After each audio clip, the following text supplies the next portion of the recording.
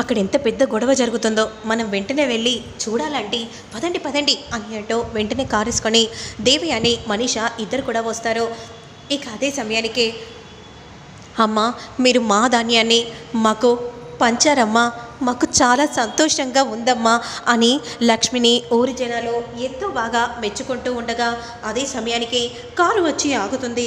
వెంటనే లక్ష్మి ఎవరా అని వెనుతిరిగి చూడగానే ఎవర్రా ఇక్కడ లక్ష్మి అని విధంగా అంటూ కోపంగా నరసింహ రాగానే ఇక దేవయాని మనీష చాటుగా ఉండి చూస్తూ ఉంటారు. ఏమనుకుంటున్నావు? అయినా ఏంట్రా ధాన్యం రాగానే మీ ఇళ్ళలోకి ఎలా వేసుకుంటారు? ఎందుకంటే ఆ ధాన్యం నేను డబ్బులు పెట్టి కొన్నాను. ఆల్రెడీ మీరు సంతకం కూడా పెట్టేశారు మీకు ధాన్యానికి ఎలాంటి సంబంధం లేదని. అలాంటి ధాన్యాన్ని మీరెలా మీ ఇంటికి చేరవేసుకుంటారు? అయినా ఏంటి ఏంటి లక్ష్మి నువ్వేమనుకుంటున్నావు? మా వాళ్ళు కూడా నీ గురించి బాగానే చెప్పారు. అయినా నా గురించి నీకు తెలియదు. 3 జిల్లాలు 4 ఎంపీలు సర్పంచులు అందరూ నేనెలా చెప్తే అలా, ఆఖరికి కలెక్టర్ కూడా. అలాంటిది నన్ను కాదని నువ్వు ఇవన్నీ చేస్తున్నావా? నేనేంటో నీకు పూర్తిగా తెలీదు. నా జోలికి నువ్వు రావద్దు. ఇక వస్తే నేనేంటో నువ్వు చూసి తట్టుకోలేవు. మంచి మర్యాదకు చెప్తున్నాను. నా జోలికి నువ్వు రాకు. వస్తాను, ఖచ్చితంగా వస్తాను. వస్తే గొడవలైపోతాయి. అవి నాకు ఏం కొత్త కాదు. దౌర్జన్యంగా తీసుకోవటం నువ్వు చేసిన మొదటి తప్పు. ఏంటి? నా భార్య ఎప్పుడూ తప్పు చేయలేదు. నీ భార్య ఎప్పుడూ తప్పు చేయలేదా? ఓ అవునా? నీ భార్య ఎలాంటిదో నాకు బాగా తెలుసు. అయినా ఏంటి లక్ష్మి మీ ఇంట్లోనే గొడవలున్నాయి. అయినా ఆ గొడవలని నువ్వు సాల్వ్ చేయలేకపోతున్నావు. ఇక ఈ ఊరి గొడవను నువ్వు సాల్వ్ చేస్తావా? మా అక్క జోలికి మీరు రాకండి అని జాను అంటూ ఉంటే, ఓ నువ్వే చెప్పాలమ్మా.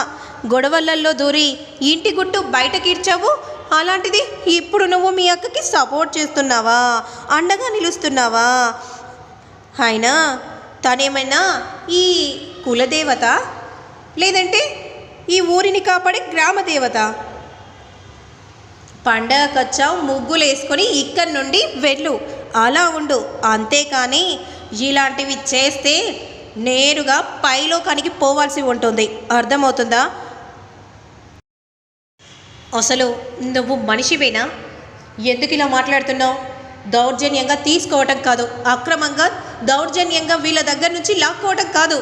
నీకు నువ్వుగా వీళ్ళు సంతోషపడేలా, వీళ్ళని ఇక్కడి నుండి తప్పించకుండా 4 రూపాయలు వాళ్లకు వచ్చేలా, నీకు ఎగుమతి వచ్చేలా చూసుకొని లాభపడాలి. కానీ దౌర్జన్యంగా మొత్తం లాక్కోవటం అది కరెక్ట్ కాదు. అర్థమవుతుందా?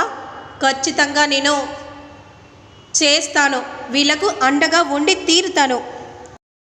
నా గురించి నీకు పూర్తిగా తెలీదు. అడ్డు వస్తే చిటిక వేస్తే ఇప్పుడే నువ్వు పైలోకానికి వెళ్ళిపోతావు. చిటిక వేయమంటావా? ఏంటి భయపెడుతున్నావా? భయపెడితే నేను భయపడాలా? టచ్ చేసి చూడు, నీకే తెలుస్తుంది అని విధంగా అనగానే వెంటనే నరసింహ లక్ష్మి దగ్గరికి టచ్ వేయడానికి అలా వస్తూ ఉంటాడు. లక్ష్మిని ముట్టుకోబోతూ ఉంటే వెంటనే మిత్ర గట్టిగా చేయిని పట్టుకుంటాడు. అసలు నువ్వు ఏమనుకుంటున్నావురా? నీకందరూ తెలిసేమో, నువ్వు బాగా రౌడీవేమో, కానీ నా దగ్గర కాదు.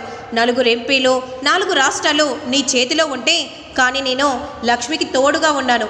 లక్ష్మి చేసిన దాంట్లో తప్పు లేదు. నువ్వు అక్రమంగా సంపాదించింది అది వడ్డీతో సహా ఈ ఊరి జనాలకు వచ్చేలా లక్ష్మి చేస్తుంది. లక్ష్మికి తోడుగా నేనుంటాను. ఓ అవునా? బాగుంది, చాలా బాగుంది. నువ్వే చెప్పాలి నాకు సలహాలు. అయినా ఇంట్లో ప్రియురాలు, వంటింట్లో ప్రేయసి. అంతలో మనీష దేవి అని అక్కడికి వచ్చి అలా షాకింగ్గా చూస్తూ ఉంటారు. అవును, అర్థం కావట్లేదు. తనకి నువ్వు తాళి కట్టలేదు కదా, మరి తాళి కట్టనప్పుడు తనేలా నీ ఇంట్లో ఉంది? అయినా పెళ్ళికి ముందు మగవాళ్ళకి ఎన్నో ఉండొచ్చు. పెళ్ళి తర్వాత భార్యను చూసుకుంటూ ఉండాలి. కానీ ఏకంగా ప్రియురాలిని ఇంట్లోకి తీసుకొని వచ్చే పెట్టావు. తనతో నువ్వేమైనా సహజీవనం చేస్తున్నావా? అసలు ఇక్కడ ఎవరి భర్త కూడా నాకు తెలియట్లేదు. నువ్వు ఇద్దరికీ మోసం చేస్తున్నావు. ఇటు ఇంట్లో ఇక ప్రియురాల్ని కూడా ఇంట్లోనే పెట్టేసుకున్నావు. వా, ఏం తెలివి! నువ్వే చెప్పాలి సలహాలు వాటి గురించి. నువ్వు మోసం చేస్తున్నావు, నేను కాదు. అర్థమవుతుందా? ఎవరిని నువ్వు భార్యగా అనుకుంటున్నావో నాకు తెలీదు. అసలు ఇద్దరిలో నువ్వు ఏ భార్య కావాలో కూడా నీకు క్లారిటీ లేదు. ఒకరిని ప్రేమించావు, పెళ్లి తర్వాత ఇంకొకరిని పెళ్లి చేసుకున్నావు, ఆ తర్వాత కూడా తనని తీసుకొని వచ్చి ఇంట్లో పెట్టుకున్నావు. అంటే దాన్ని ఏమంటారు అని అంటూ ఉంటే అప్పుడు వెంటనే వివేక్ మాత్రం, ఇది మా ఫ్యామిలీ ఇష్యూ, నువ్వు వింటరై మాట్లాడితే బాగుండదు, ఇంకోసారి అలాంటి విషయాలు మాట్లాడితే ఊరుకోను అని వివేక్ అంటూ ఉంటే, పెళ్ళానికి తల్లికి ఎలా సర్ది చెప్పుకోవాలో తెలియని నువ్వు మాట్లాడుతున్నావా? సరిపోయింది, ఇక నువ్వు తగ్గు. కాస్త నువ్వు సైడ్ తప్పుకుంటే మేం మాట్లాడుకుంటాం. అయినా మా పర్సనల్ విషయాలు నీకు అనవసరం. నా పర్సనల్ విషయాలు నువ్వు దూరావు కాబట్టి నేను దూరాల్సి వస్తుంది. నువ్వు వదిలేస్తే నేను వదిలేస్తాను. అవి కొన్నవి ఎలా వదిలేస్తాను? అవి రిజిస్ట్రేషన్ కాలేదు. రిజిస్ట్రేషన్ కాకపోతే ఏంటి? నాకు డబ్బులు ఇచ్చారు, అయిపోయింది. రిజిస్ట్రేషన్ కానప్పుడు అవి నీకు సొంతం కావు కదా. అవసరమైతే నేను కోర్టుకు వెళ్తాను. కోర్టుకి వెళ్ళాలని ప్రయత్నం చేస్తే నువ్వు కాటికి పోతావు. ఏంటి బెదిరిస్తున్నావా?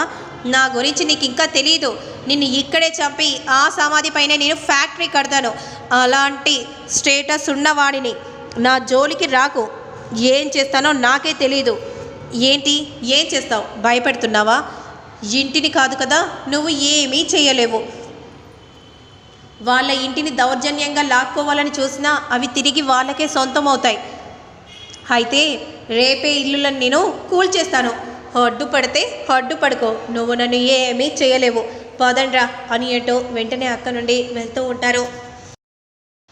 ఇక మరోవైపు మాత్రం హిట్లర్ తాతయ్య దగ్గరికి జాను వస్తుంది.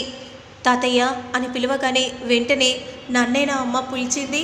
అవును తాతయ్య, మిమ్మల్ని. నువ్వు నన్ను గుమస్తా వాడివే, అంతేకాని తాతయ్యవు కాలేవని అన్నావు కదమ్మా.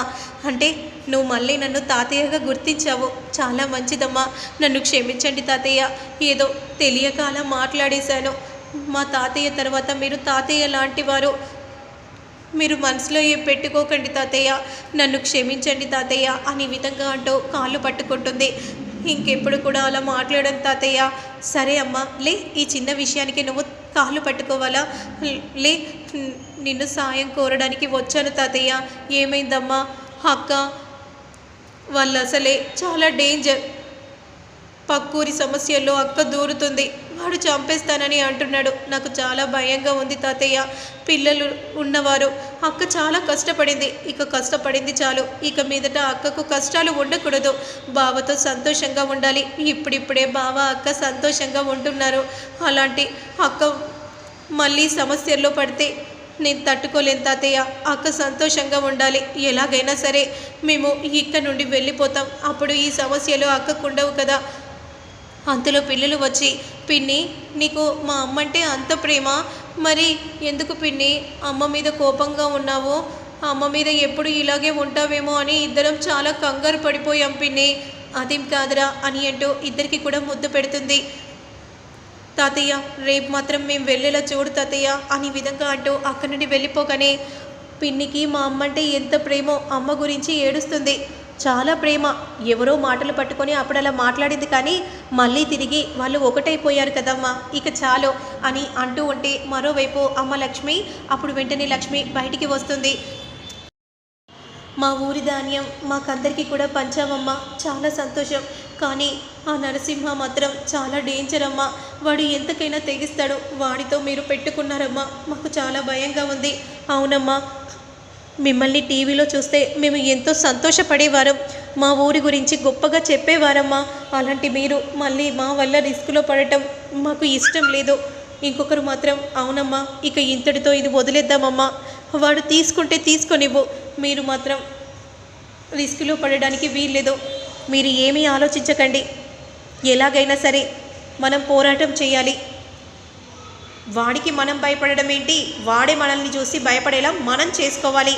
సరే అమ్మా అని విధంగా అంటూ అక్కడి నుండి వెళ్ళిపోగానే అమ్మ లక్ష్మి అని అనగానే వెంటనే వెను తిరిగి లక్ష్మి చూస్తుంది. నిన్ను చూస్తుంటే మీ తాతయ్య గుర్తుకు వస్తున్నాడమ్మా అని అనగానే అలానే లక్ష్మి చూస్తూ ఉండిపోతుంది.